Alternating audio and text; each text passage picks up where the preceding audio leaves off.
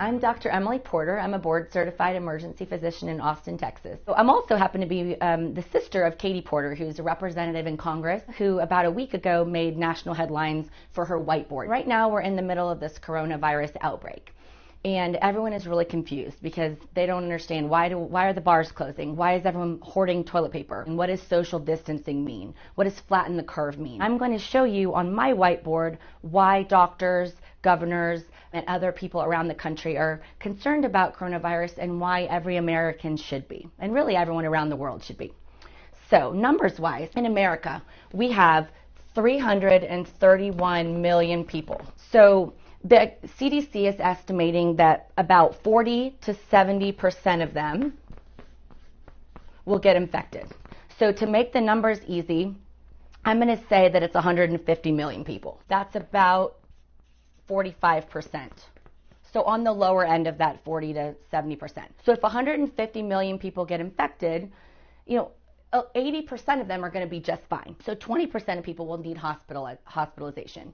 Italy has a big problem right now, and they don't have enough hospital beds for people. Well, they have more hospital beds per capita in Italy than they have in America. So 80% fine, 20% need a hospitalization. 5 to 10% of the 150 million that get infected are going to need a ventilator, life support. What it does is it helps their lungs rest, it helps their heart rest, it gives their body time to heal because we don't have a cure for this virus, we don't have an antiviral drug that works, and we don't have a vaccine. Let's say 5% of the people need ventilators. 5% of 150 million people is 7.5 million vents needed in America. So I start thinking, well, how many do we have in America? Like, I'm in Texas, it's a big state, we've got a lot of big hospital systems. We probably have more than enough to take care of everybody. So I looked it up, and in Texas we only have about 4,000. And so America-wide, we have about, they estimate between 72,000 and 120,000. We're going to say we have 150,000. So let's say we have 150,000 vents available in the country. 0.02% of people could get a ventilator if they needed one. 1 in 50 people who need a ventilator can get one. That means that 49 people out of 50 are going to die. That is scary. That should scare you. That scares me. That should scare everybody who can understand basic math, including my second grader, that 1 in 50 are bad odds. So what that also means is that the doctors have to choose who that 1 in 50 is. Can you imagine? Can you imagine if you had to say, oh, I'm sorry, you have had cancer before, so therefore you don't have a perfectly clean bill of health, so you're not worth saving. Can you imagine saying, oh, I'm sorry, you're 80 and I've got a 30-year-old that needs the ventilator?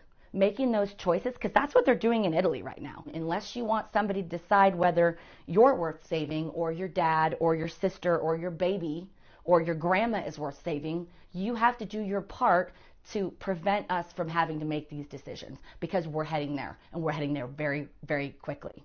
So you've heard about flattening the curve. This is what that curve means.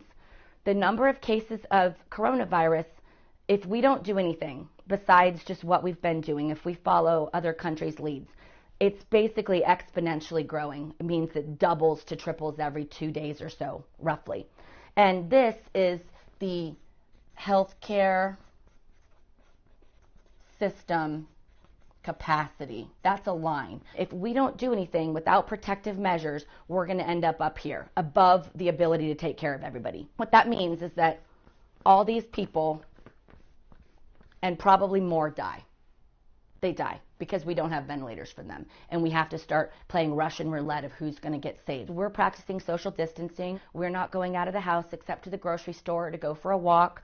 Those are the protective measures, as well as hand sanitizer, washing your hands, covering your cough, sneezing into your elbow. I get it. Like, it stinks. My spring break got canceled. My kids are devastated. I don't want to homeschool children. I work full time. I'm not saying it's ideal, but it's what has to be done, the experts are saying, to prevent this from happening. There's a million reasons to be angry and unhappy and just think that this whole thing sucks, because it does. But what really sucks is losing 47 million people. So I'm washing my hands. I'm doing my part. And I'm also just listening to what I'm being told by the experts. And I really hope that you can too. This is about everybody coming together for the common good, that we want a future for our children. And it's 2 weeks, man. It's like 2 to 4 weeks. And I hope that if you care about anybody other than yourself, including especially these 47 million Americans, that you will also do the same and just not complain about it and just do it, because it's what we got to do.